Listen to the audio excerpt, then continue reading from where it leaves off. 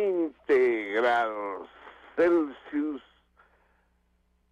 en el margen izquierdo de la delegación Benito Juárez, al sur de la Ciudad de México.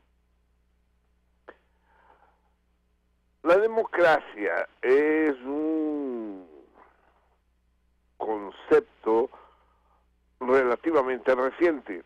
En fin, la democracia fue fundada por los griegos clásicos hace 2500 años,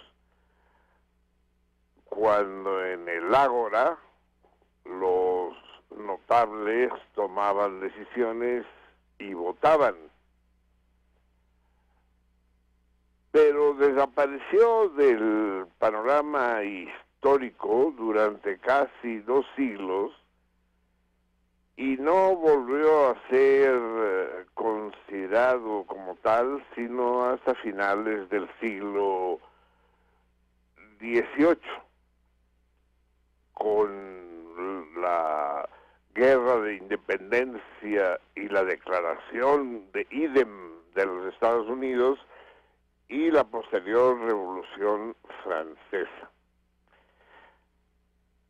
Hay un problema serio con el concepto de democracia. Etimológicamente esa contradicción sale a flote.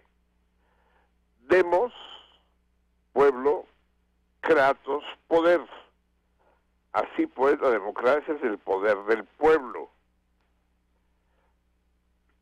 Lo que sucede es que el pueblo es, por definición, aquello que no tiene poder, no quien ejerce el poder, sino quien lo padece, es sobre quien se ejerce el poder.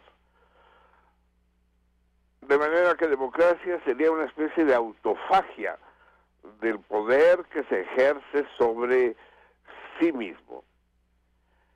Esto no es un simple juego de palabras, sino que ha llevado a deformaciones brutales. Fíjense ustedes bien, amigos míos. Hace 50 años, en 1960, digamos, únicamente el 10% de los estados del mundo podían llamarse democráticos. Es decir, de los 150 estados que entonces existían, estados independientes, únicamente 15 eran democráticos. Toda América Latina, excepto México y Costa Rica, eran dictaduras. Toda África eran dictaduras en los estados que ya eran independientes, que eran pocos. Toda Asia eran dictaduras. Incluso en Europa había, bueno, por un lado, los regímenes socialistas, que sin ser dictaduras tampoco eran democráticos. Pero existían dictaduras feroces en Portugal, en España, en Grecia. Y en todos lados brotaban los signos del descontento, unos más violentos que otros.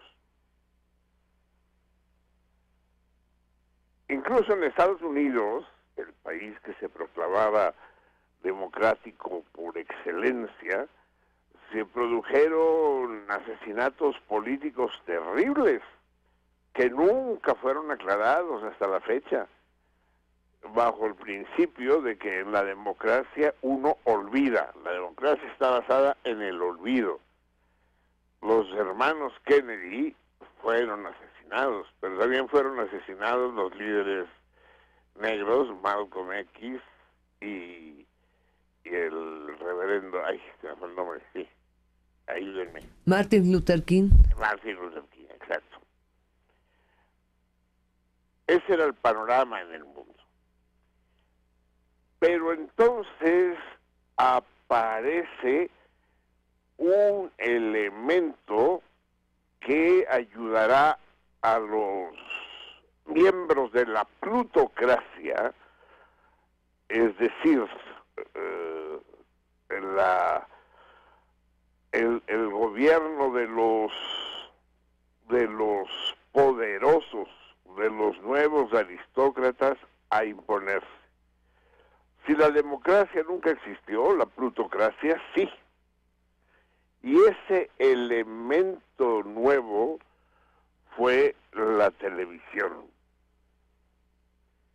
La televisión se erigió no tanto como un método de entretenimiento y de goce placentero en los hogares. No, la televisión se convirtió rápidamente en un sistema de control. Los granaderos de todo tipo y los ejércitos se retiraron de sus cuarteles y el control quedó en manos de la televisión. En otras palabras, la televisión se convirtió en el granadero que todos tenemos en casa. Porque la televisión dicta. La televisión nos dice qué debemos pensar, qué debemos creer, qué debemos tener, qué debemos comprar. La democracia se convirtió entonces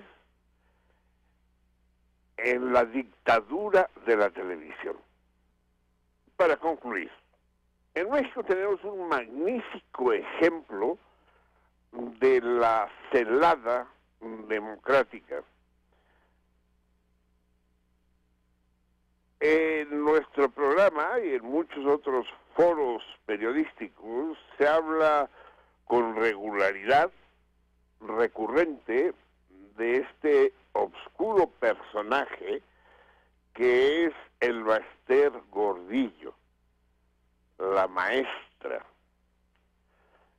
que tiene un enorme poder democrático. ¿De dónde viene el poder democrático del Baster Gordillo? Dicen, bueno, porque es la dirigente nacional de uno de los sindicatos más grandes del mundo, si no el más grande, ¿no? Del Sindicato Nacional de Trabajadores de la Educación, con más de 2 millones de afiliados. Pero ese es un vicio de pensamiento que los griegos llamaban petición de principio. No contesta la pregunta, porque entonces es cómo llega un personaje tan siniestramente mediocre a convertirse en la lideresa nacional de los maestros en México. Y sin embargo, tiene el poder que no podemos decir que no sea democrático, lo tiene y lo ejerce. ¿Ustedes sabían, por ejemplo, que quien designa a los maestros que van a educar a nuestros hijos y nuestros nietos es precisamente el CENTE, no es la Secretaría de Educación?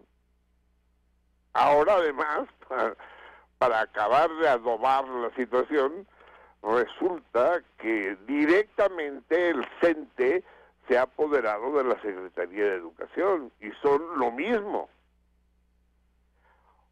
¿Ustedes sabían que en el CENTE las plazas se heredan? Aquel que se jubila propone y de hecho decide a qué familiar le cede la plaza. Y esta cadena de herencias lo que va haciendo es degradando cada vez más el nivel de la educación en México, sobre todo la educación básica y media, a un punto que es realmente asombroso. No tiene que sorprendernos en lo más mínimo que muchos padres, incluso los que no gozan de una economía boyante, decidan hacer un esfuerzo adicional para que sus hijos vayan a escuelas privadas. No debe sorprendernos. La educación pública y gratuita, que fue uno de los logros mayores de la Revolución Mexicana, se ha convertido en una caricatura grotesca.